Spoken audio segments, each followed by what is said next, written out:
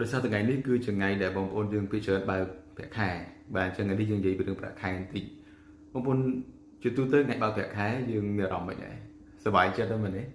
បាទប៉ុន្តែបងប្អូនដឹងអត់ថាមានអ្នកខ្លះថ្ងៃបើកប្រាក់ខែក៏អត់សប្បាយទេ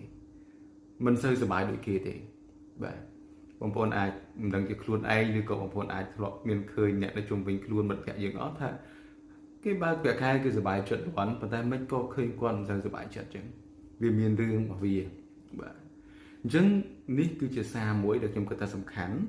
ចង់ចែករំលែកទៅបងប្អូនយើងដែលជាបុគ្គលិកដែលកំពុងបម្រើការងារឲ្យស្ថាប័នទាំងអស់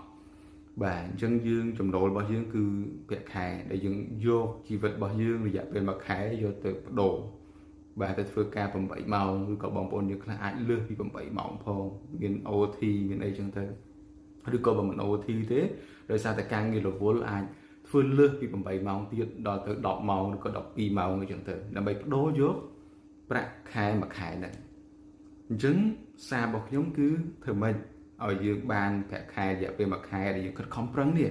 យកមកឲ្យសុខចិត្តអញ្ចឹង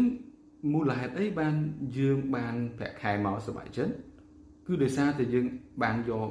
លុយដែលជាប្រាក់ខែរបស់យើងនេះយកទៅចំណាយទៅលើអ្វីដែលយើងត្រូវការបាទយើងម្ដងទៀតណាគឺយើងយកទៅចំណាយទៅលើអ្វីដែលយើងត្រូវការទ្រទ្រង់ជីវភាពប្រចាំថ្ងៃរបស់យើងនឹងទៅអាចមកចំណែកយើងអាចជូនអ្នកមានគុណរបស់យើងបាទមកចំណែកទៀតយើងអាចយកទៅអភិវឌ្ឍខ្លួនបាទយកទៅបង់រៀននេះរៀននោះបន្ថែមដើម្បីអភិវឌ្ឍសមត្ថភាពធ្វើម៉េចឲ្យយើងអាចរកចំណូលបានកាន់តែច្រើនដោយសារយើងមានសមត្ថភាពខ្លាំងជាងមុនអញ្ចឹងពេលដែលបងប្អូនយកវាទៅចំណាយបែបហ្នឹងអានឹងធ្វើឲ្យបងប្អូនសប្បាយចិត្តទេខ្ញុំជឿជាក់ថាវាធ្វើឲ្យបងប្អូនសប្បាយចិត្តដែរផ្ទុយទៅវិញបើសិនជាយើងភ្លេចខ្លួនយើងអាចយកប្រាក់ចំណូលដែលយើងខំរកឲ្យលំបាកមួយខែនេះ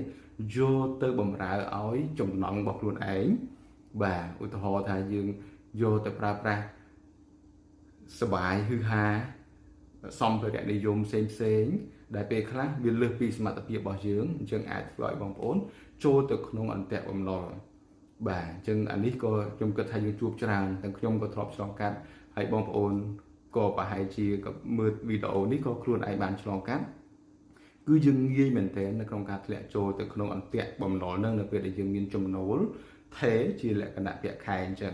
ងគឺជាទីពេញនិយមហើយដែលគេចូលចិត្តឲ្យយើងបង់រំលោះនេះរំលោះនោះបានអញ្ចឹងទៅអញ្ចឹងបើសិនជាយើងមិនបានគ្រប់គ្រងចំណង់របស់យើងបានល្អទេគឺយើងអាចយកទៅប្រើប្រាស់